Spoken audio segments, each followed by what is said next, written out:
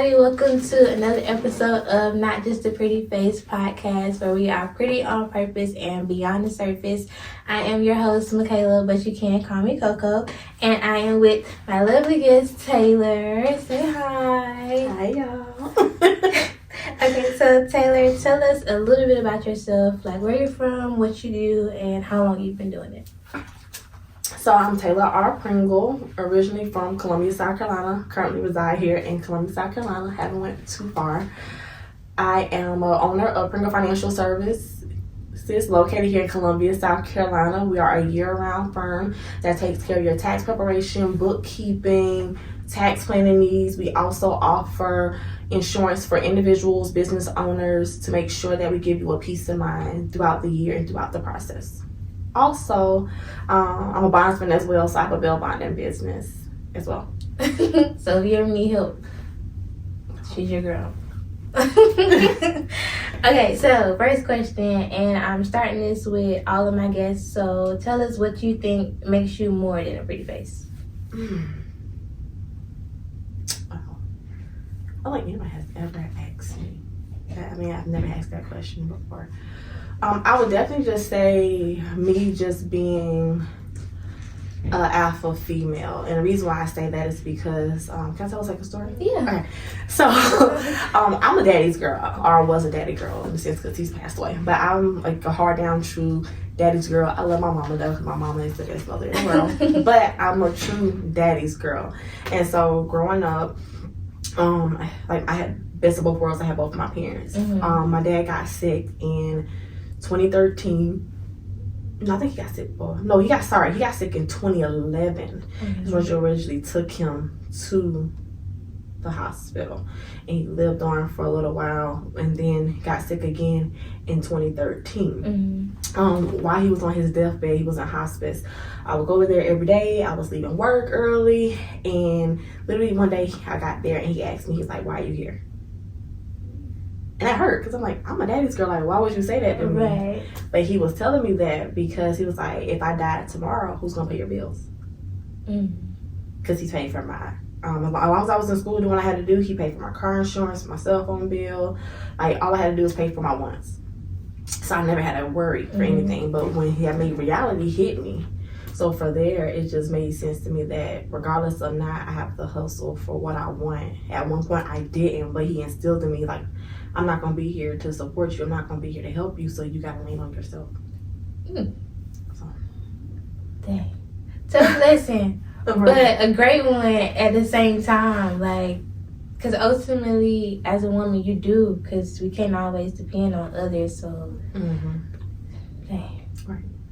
I didn't know, but I didn't know that, though. Sorry. I didn't know. I did not Yeah, know that was like a hard thing, like, when he said that to me. So I was like, bro, like I'm your baby girl. Like, right. And he said it to me, but now reality hit, it's kind of just like, wow, like, from that moment, like, I've always made sure I took care of myself. That's good. Self-sufficient. Yes. Okay, so I guess it's kind of, we'll go into what I do kind of want to talk to you about. What made you want to get into what you do? Like, as far as with the financial services and being a bondsman, like, what put you there? Okay, those are just two separate stories. I'll start with I guess there's a little bit of mixture of both. I've been doing taxes since about 2014, but I was just kind of just like doing like here and there, doing my own, doing, certain family members, doing a couple of friends, and I was just kind of just doing it on the side. It was never nothing behind it, but I just kept kind of doing it. And that was like 2014. I was still working a full-time job.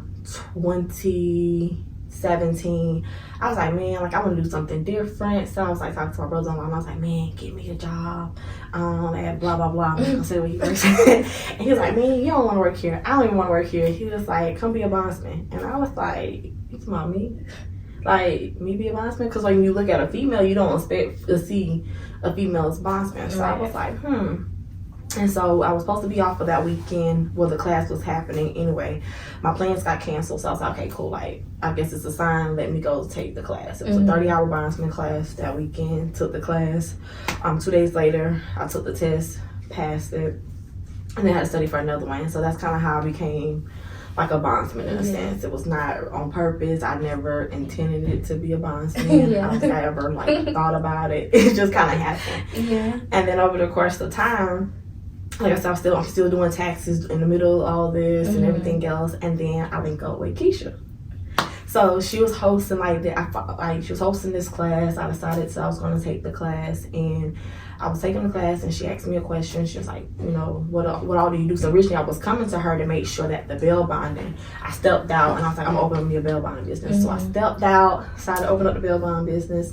And so I'm coming to her to help me grow the bail bonding business. Little did I know, that's not where I ended. Right. So come to her to ask her for help for the bail bonding business, and then she started asking me stuff that I do, and so I brought up the tax part of it, and so she asked me a question, and then from there it was created, and from there it just grew really into a huge passion of mine, because I saw how so many people out here that's being taken advantage of. There's so many people that's being lied to. They're just seeing like, let me show you this part, but what happens in the end when you get caught? What happens when you got to pay those fines back? What happens when you end up in jail? You got to call me regardless. I'm gonna get you out. Right. Like they don't protect you. They don't tell you. They don't educate you. I'm going to educate you in the process. I'm going to give you like, okay, this is what you should be doing. If you don't do it, X, Y, and Z gonna happen. So it just kind of became a passion of mine, and then from there, I'm trying to I'm studying, I'm growing in my knowledge. And so it's like, okay, I need you to go do this, go get this type of policy, go do that. But I can't find nobody that I can genuinely send them to that's not out here trying to get a paycheck from, that's going to direct them the right way. So I was like, bump this, I'm going to get my license. So that's when I went and got my insurance license, so I can better be able to help my clients to navigate during those times. So that way I'm not out here just to get you. I'm out here trying to help you to whatever you properly need, and not just getting you to get all this stuff because I want to take your money. And that's good that you have like ultimately that's the foundation of why you're doing it, is to help others. I love that. So we're gonna get into our segments. So I did this with Keisha, and it's not bad, but it's just quick story time. Okay. So tell us about. I asked Keisha this question as well, and this probably will be like a question that I will ask all of my guests. So, because I think it's important as far as what the story that I'm trying to create for Not Just a Pretty Face. So, tell us a time where you felt the most proud of yourself as a woman.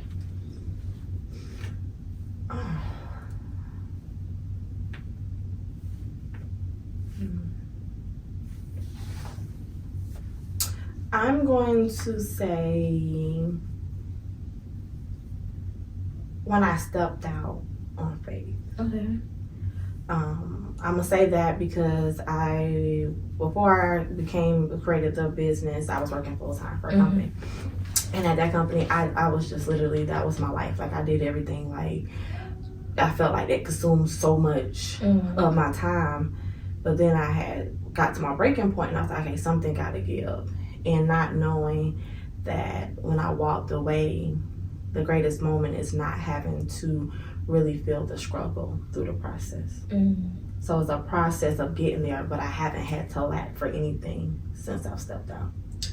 Can you talk a little bit more about that feeling of like once you finally let go, like how did you know like, okay, it's time for me to just like completely leave this alone, I'm gonna walk in my purpose? When I was in the back room sitting here crying on the floor praying to God. Like I was like to my point where like I am over it, and then I got to the point where I was like going to work, but I was just going to work, like no emotions behind it. I was just over it. I was just kind of just like, something has to give, and so I'm at home crying, like on my knees crying like, God, something has to give. I'm frustrated. At work crying in the back, like, okay, y'all can't come in for a second because I need a moment naked. Like, and I'm just sitting here and I'm crying, I'm in tears and I'm praying, and I'm like, I don't know what I gotta do, what's next. I just, something has to give. Yeah, I can definitely relate. Because I hated every single job I ever had. So I can definitely relate to that. And I wasn't in there because it was crazy because I literally thought I was going to have that job till I died. Really? Funny, like, I just feel like at that point, like, I kept just getting suckered in doing this, promoting here. And it just felt like, and then at one point when the promotion stopped and I was kind of like on standstill and I wasn't going anywhere, I said, okay, something has to give. Like, it's no way that I'm just stay here, work side. Right.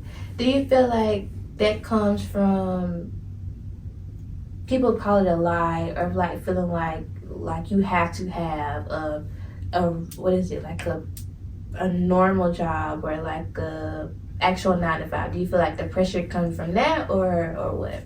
No, I think honestly it's the fact of making sure your bills are getting paid. I think like my pastor talked about it maybe like a year ago or something like that. That a lot of people don't understand. Yeah, like you may hate a job, or when I got to the point I was frustrated, but I just can't walk away. Like I'm gonna be homeless, I'm gonna be broke. Right. Like God didn't say be stupid. He didn't, but it was the knowing of like you gotta have a plan in place. Like I just can't walk away and expect to be like, oh well, he told me to walk away, or I walked away, and now it's just like I have nothing. Like now struggling to pay bills, struggling to make just the basic needs. Right. I think a lot of people think when you get ready to be a business owner that it's gonna be all smooth and gravy. Okay, no, there's certain things that I can't do. As long as like my personal bills, the business bills are paid, then I may gotta sit out until I'm able to do things that I want to do, because this is the lifestyle that I wanted. This is the career that I wanted for myself. So if I wanted to kind of have a guaranteed income, I should have kept a job.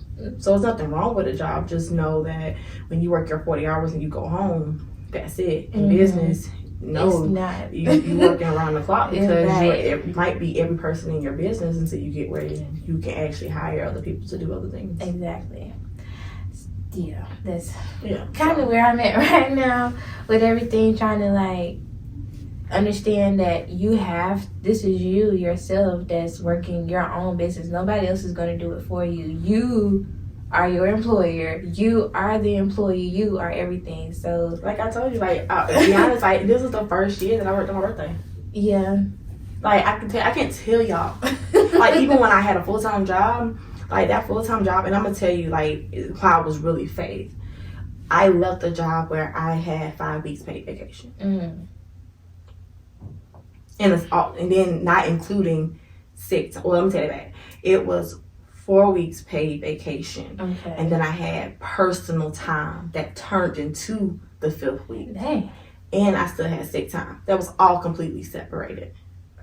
Okay. Right. So it was like, okay, if I was off, I ain't worrying about it, because 5 weeks in a year, I mean, that's crazy. Like you don't have enough time to do what you want to do. And then we didn't work holidays, so I didn't work. I see, it was good. Yeah, I never worked any major holidays. That was the perks of being in charge. Like I didn't have to work holidays. And so most of the time when we have like holiday weeks, we had 3 days off. So imagine 3 days off plus use a couple of vacation days. Like you could make that stretch the entire year. So when I walked away from everything, I was like, I walked away from a lot. And so it was kind of just like, people don't understand. Like, so this year I was like, okay, I didn't have to work, but then in my head I'm thinking like, okay, I'm not where I want to be. Like I'm not hurting, but then it's just like, okay, like I'm not where I want to be. Like enough people don't know who I am. Right. I gotta get my name out there more. So I did a little bit of work. So that's why I was just telling you, like I'm tired. Like I'm just like, I'm ready to go to bed, y'all. I'll never go to bed this early, but I'm ready to go to bed. I don't know if it's another year older or what. You still just getting adjusted to everything, you know. That's all that is. You gonna get your sleep. I hope you do. So, talking about your birthday, because you just celebrated a birthday. I did. So happy belated birthday. Thank you. Tell us about transitioning into your 30s. It was rough, y'all.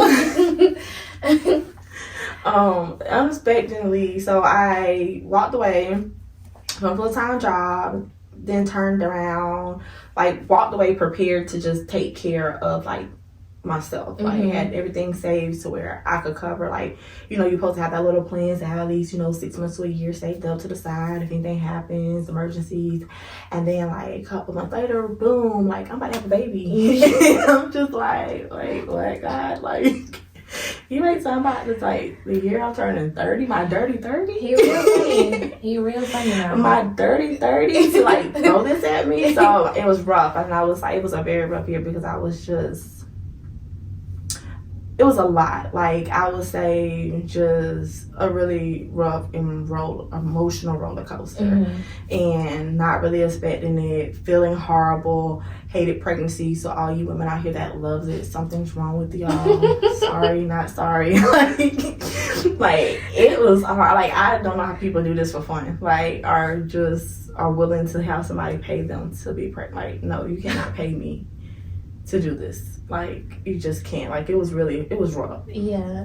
And so not really expecting that. And then, like, I was used to being like the fun aunt, take them out, have a good time, drop them off.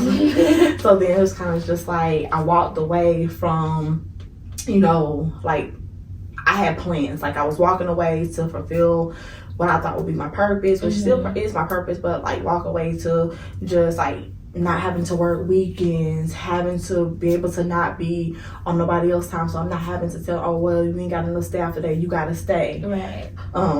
Doing all that, going back, I was gonna go back to school, and then boom, all of a sudden, like, all of my plans changed. And so it was really just like a rough transition, but I did get a blessing out of it. My baby is my world. He is the most sweetest, adorable baby in the whole entire world. So cute. Something good came out of it, but it was definitely like a rough transition. So what do you feel like is one of the lessons that you learned being in your 20s that you will take into womanhood for the rest of your life?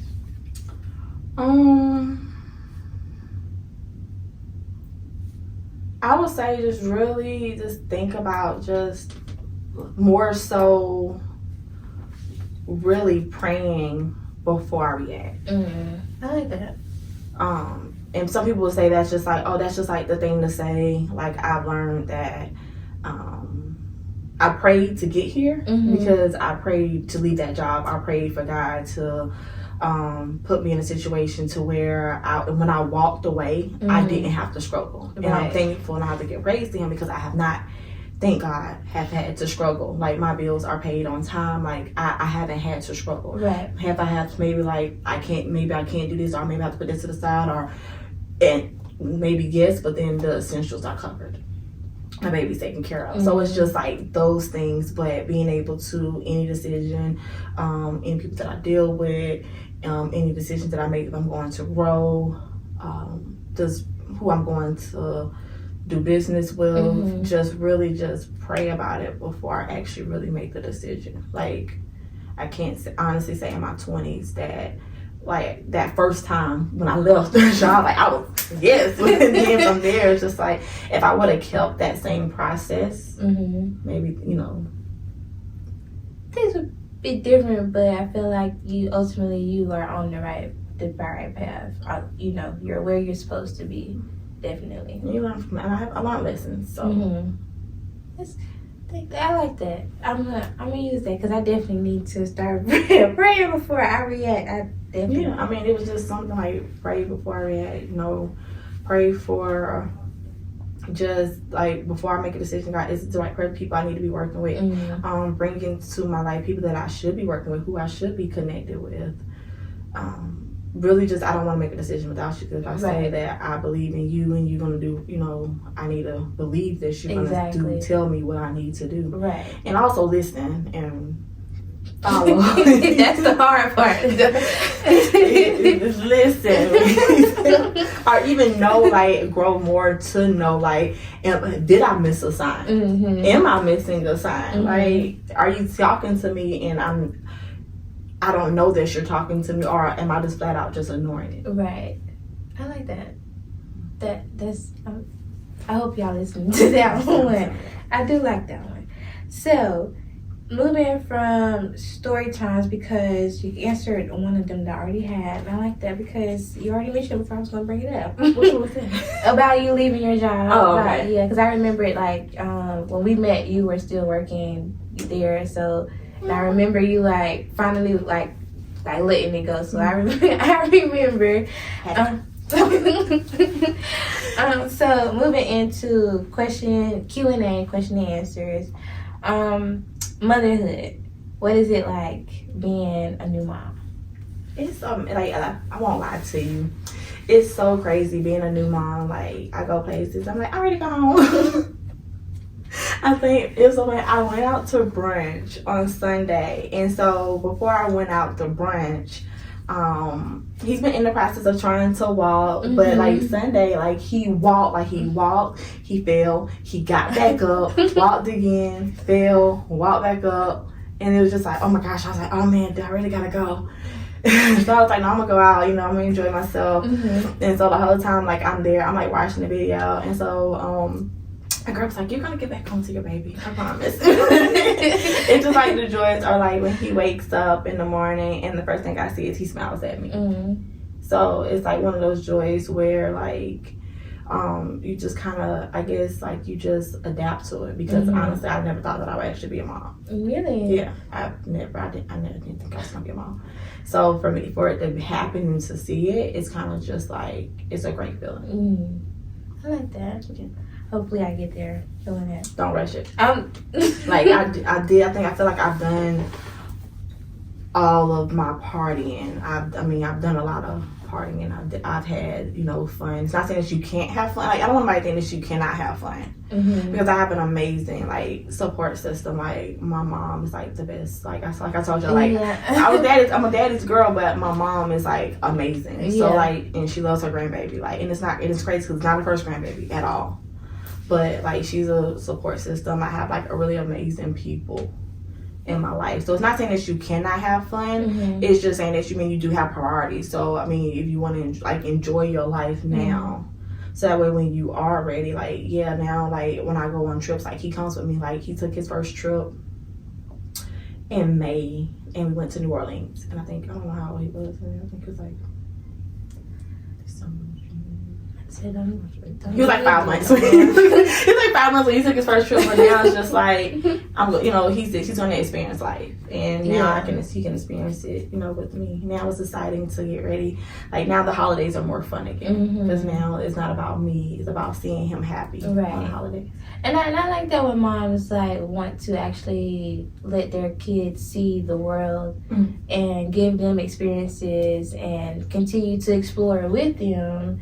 Like it's a beautiful thing to see people transition into motherhood, and then now they're like giving their baby the entire world of like what we know peers may not have once gotten the opportunity to do. My parents was like that. It's funny because I was like, I thought I took my first cruise, and I was like like 24, 25 or something like that. And mom was like, that's not your first cruise. You took your first cruise at 2. What? I don't remember that. But my parents, they traveled a lot, and so we traveled a lot. So we've been to a lot of different places. So for me, I didn't want to not do that with my child. So I think a lot of people believe like when you have kids, like your life is supposed to stop. Like your life is just beginning.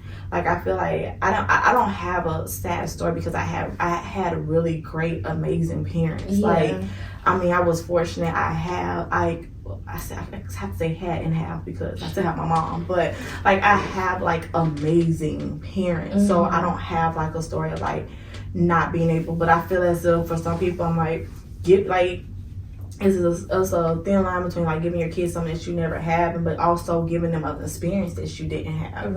It's like if you wasn't happy with something in your childhood, I feel like then when you are a parent, it's now your time to be able to do what you didn't have as a child, what you were so upset about, or things that are hurting you in your life that you're trying to figure out. Or for me, it's more so not something that I didn't get. It's more so me trying to be the best mother like my mom is. Like how can I be just as great of a mom to my child that my mom was to me? And that's something that I told my mom, and I was like, I'm scared to have a kid because you are like one of the best moms. Well, a lot of people in my life are great moms, but of course, when you have your mom, you're like, this is the best mom ever. Right. So I'm like, I don't think I could ever match the love that you ever gave me. And she was like, don't worry about that. When you have a kid, that'll be you and their relationship together. So don't do that. I'm like crying in Chili's. Like, why am I crying about? I think when you have yours, it's gonna be that bond. So like my baby loves me. Like if you just like, he loves me. Like sometimes he cries when I leave. Mm-hmm. Sometimes like it just depends on how he feels. But in the return, he loves my mom. Mm-hmm. But I think it's my mom is just, she's around too. Mm-hmm. So like some days it's like if he upset with me and I done upset, I give him something that he don't want to talk to me. He got a grudge. He want to be with my mama. The same thing reverses. My mama don't get something. Like I want my mama. Like, but even then. Like I was I have an amazing godmother too. Mm-hmm. But then before then I'm a godmother as well. Mm-hmm. So it's just one of those things where you kind of just, I think when you have your child, everything just changed. Like I know everybody kept saying like, okay, when you have a kid, your kid's gonna be bad. Because I'm always like, I'm the fun but hard auntie. Mm-hmm. But then I'm just like, no, it's like, just like they got their butt cut, I'm gonna cut his butt too. Like, it ain't no difference. Right. It's like people believe, I'm gonna still be. Matter of fact, he might got it worse because he gotta live with me. Right. Just y'all get to go home. Go home, and that's it. Okay, so do you see yourself transitioning to a different career, or do you feel like this is where you'll probably be for the rest of until you choose to retire? As of now, I honestly feel like I'm where I'm supposed to be. Mm-hmm. Will I probably expand in the future to be able to help more people? Yes. Yeah. Do I want to be able to?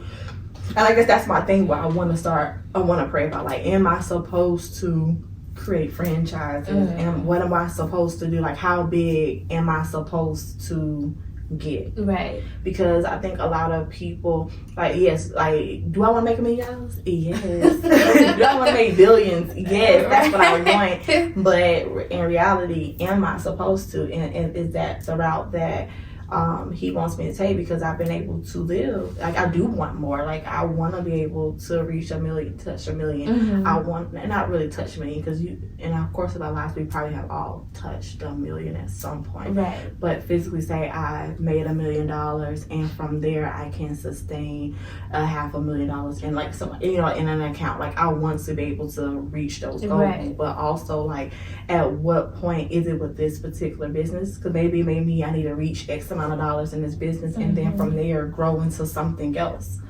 But I do feel like right now I am where I'm supposed to be. Okay, like that. It's you kind of helping me right now, because on the way here I was like kind of praying. I was like, I really hope that this is something that I'm supposed to be doing, and not because I want to do this. Like, I really hope that the message that I'm sending out is getting across and is going across the right way. So kind of just confirming a little bit of something for me. I guess for me, it's like in the beginning, like I can say, since I full blown decided that I wanted to turn this into a business, my clients has grown. Mm-hmm. Like from year 1 to year 2, like physically saying like, yeah, I was doing taxes since 2014, but really saying like I'm promoting it, it's out there. Well, somebody else does my promotion. Since I've been really out there, like, this is what I want to do, it's been growing. Mm-hmm. But then on the flip side is like making sure, like, I had to go through, and that was another thing when I said about not lacking for anything, is a lot of people, like, I don't want to grow before I'm supposed to grow. Like, I want to be ready for the abundance. I'm like, God, I'm praying about, like, I feel like I'm ready for the abundance. I feel like I'm ready for the abundance. I'm ready for the abundance, because when it gets here, I don't want to fumble the bag. I don't want to fumble with my clients, because I'm really big on giving you the best value that I can give you, giving you a peace of mind. Mm-hmm. So I don't want to get to the point where, like, I can't give you the service that I want, or that time, like, when you give it to me, like, people say, like, I want, it can be as easy as I want $50,000 or Right. I want $100,000. Well, can you handle the current salary that you currently have? Right. Like, can you manage the money that you already have? Because a lot of people say they don't have it, but you have it. You're just not properly managing your money. So I think people fail to realize is people look and they say, like, I do X, Y, Z. You can work a million jobs, but if you don't balance your money, you're never going to see it. Right. So just because you working, like, you can't add on, like, it's a person that you are in the industry where you can make a ton of money, but you're jumping in different things. But if you haven't been successful there, like, I learned is I had to make sure that the first thing was me replacing my income. Because for me, how I had to look at it was I had the full-time job income.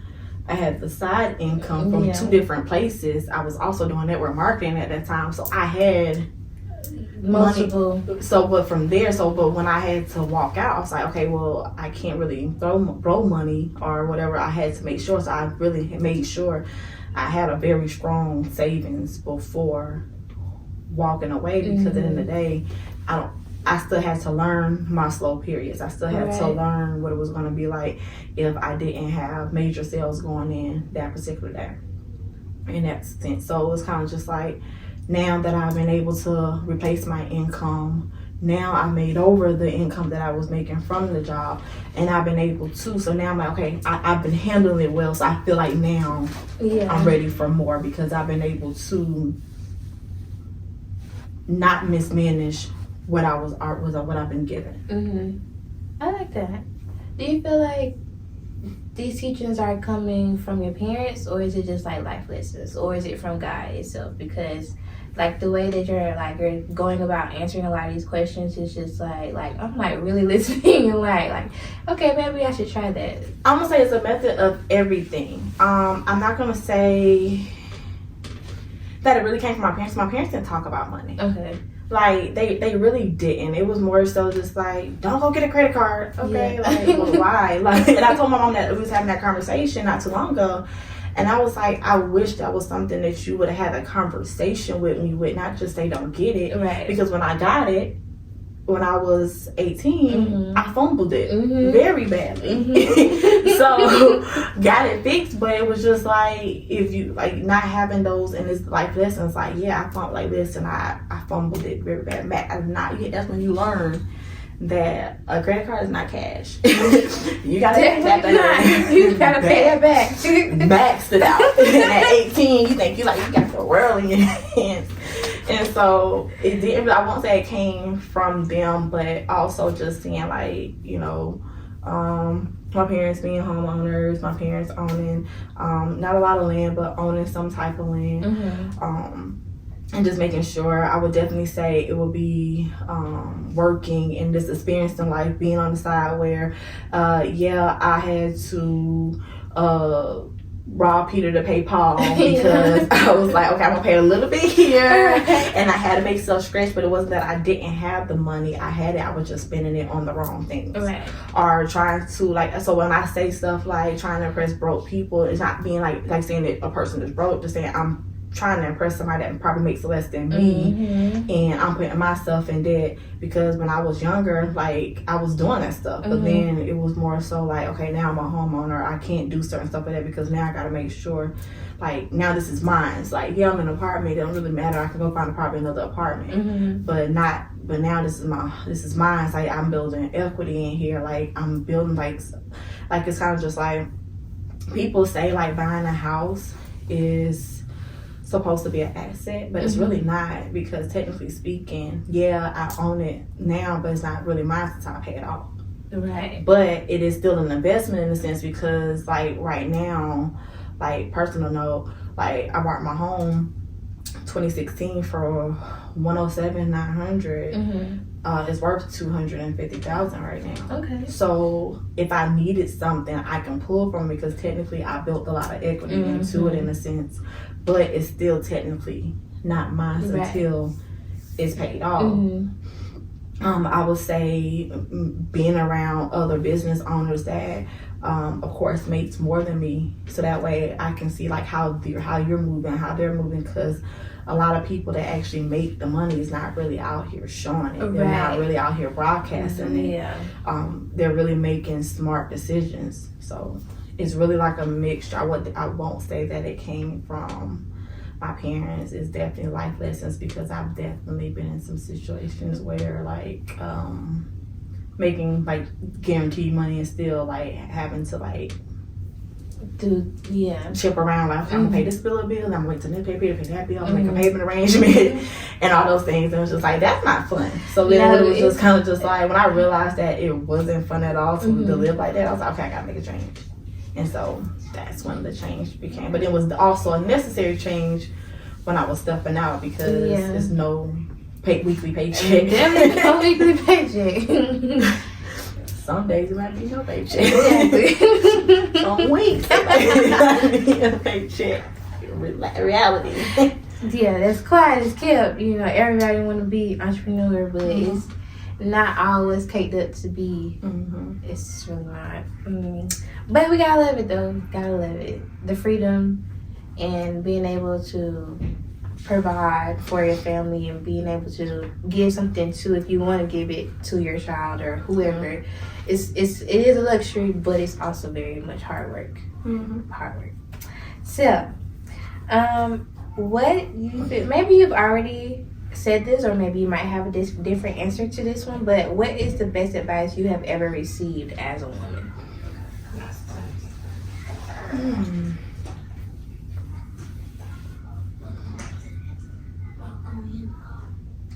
I don't know.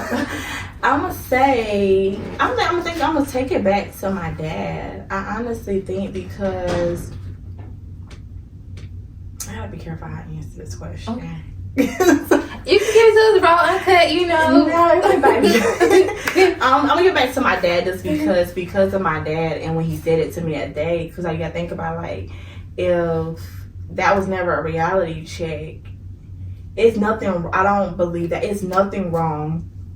Like, I'm not one of those females that believe I don't need a man. I'm far from that, because, like, wait a minute, I don't need a man. I want a man. Like, I've been able to provide for myself. I've been able to make, as they call it, big girl purchases. Like, I've been able to learn. But my dad, like, if he never would have said, like, why are you here? If he never would have said, if I, and I die tomorrow, like, what would you do? Because in my head, I wouldn't have been prepared. And then even then, it still took me lessons, because I still, after that, made mistakes, was fumbling the bag then. Like, I think about when I had the full-time job, and then before, like, I made that transition, and I saved up. But before, like, I just imagine when I first started in the journey of network marketing, if I was taking that money, putting it to the side, part of it. So of course you want to splurge a little bit, but if I was doing certain things in certain time frames for that, and that would have been a few years,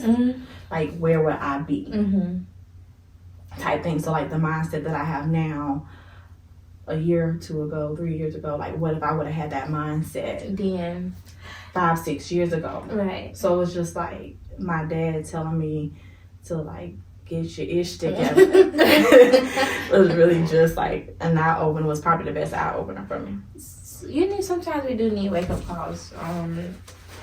And they're a little harsh at how you receive it, or it might be nicely, but we all need a wake up call at the end of the day, because even if you, like you said, if you would have had that mindset a couple of years ago, you might have still would need a key thing that you know now.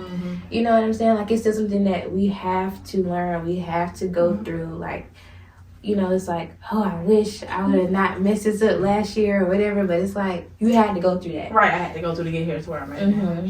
Not a good. Sometimes it may not be it. I've learned this may not be the best feeling, it may not be the best, but at the end of the day, it's something that you're gonna learn from it, and something better is gonna come from it. Definitely, I'm learning that.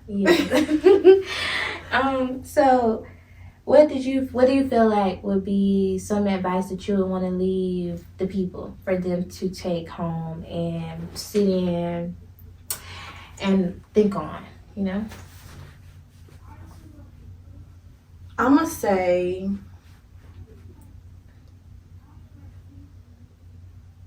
I'm gonna try to tie it all together. If help, never be afraid to ask for help in the entrepreneur world. I think a lot of people believe like getting out the mud, trying to do it themselves, is going to get them there faster. It's not. It's going to hold you back 10 times slower. And then when you're looking for people to help you or help you grow, make sure there are people based off the information that they know and not just off of looks. Looks are not what they appear to be. Really working with somebody, connecting with somebody, and also being willing to pay for information. A lot of people believe that people's time are valuable. So that's something that they do in that particular area. Their time is money. They could be doing anything with their time. That's true. So making sure that if you're going to get help, be willing to ask for help, but also be willing to pay for it too. And it'll save you a lot of time, energy, and money, because now you're going to put a system in place. And that was really the acronym for systems. Save yourself time, energy, and money. It'll really save you in the long run, because now you're going to have somebody that's going to help you get there quicker versus, and then you need different things for different reasons. So like people want to look for multiple things. Like you may need a business coach to help you with your business. You may need a good tax person to help you with your taxes and the taxes. You have business structure, you have tax structure. They're all like, then you may need somebody that may do marketing, or you may have somebody that do like, it's just, you may find somebody that can do a mix, all of it, but then just making sure that it's not based off the looks, it's based off actually the knowledge and the results. Yeah, I can't get that word. It's all good. We know what you're talking about, girl. You good. But thank you. I like that. I think hopefully we all are taking that in, because I'm taking that in for myself too. So hopefully y'all are paying attention and take that in as something to leave with you. So I'm gonna close it out because this is great. This is really great. This is really helping me, like, for real, like, because lately I have just been, like, going through my own little things about almost turning, like, I'll be 27 next year, and I feel like I'm making 21-year-old mistakes in the sense of, like, a lot of things, like, I am. Okay. And, like, so it's, like, I'm going through, like, I feel like my friends are telling me, like, you're going in a circle, like, you know, so this is, like, okay, you need to try to figure out what you really need to go and do. So this is really helping me for real. And I really hope that this is adding value to somebody else as well. Like, it's helping me. But I really had to close it out because this is really good. It's really good. But tell the people how they can support you, how they can find you, and what number to call if they ever get in trouble. Okay. I will say follow. I'm not gonna say follow for follow, because I want you, if you're gonna follow me, I want you to interact with me, because I love to interact with people. But I do drop a lot of different tax tips, and there's different things that can help people along the way. But you can follow me on Facebook at Taylor R. Pringle. My business website is www.pringlefinancialservices.com. On there, and then if you ever get in trouble and you need a bondsman, it is called Better Bail Bonding, and you can reach us at 803-888-BOND, literally BOND. I paid for that number, so y'all use it. Okay, all right, well, thank you so much again, Taylor, for coming on and blessing us with all of your gems that you dropped on today. I appreciate it. Thank you guys for tuning in to Not Just a Pretty Face podcast. Please stay tuned for our next episode. As again, follow us on Instagram at NJAPF Official. We don't have a Facebook yet, but I'm thinking about making one. But most of my content is posted on my Facebook page, which is Michaela Ford. But thank you guys so much for watching, and I'll see you on our next video. Bye.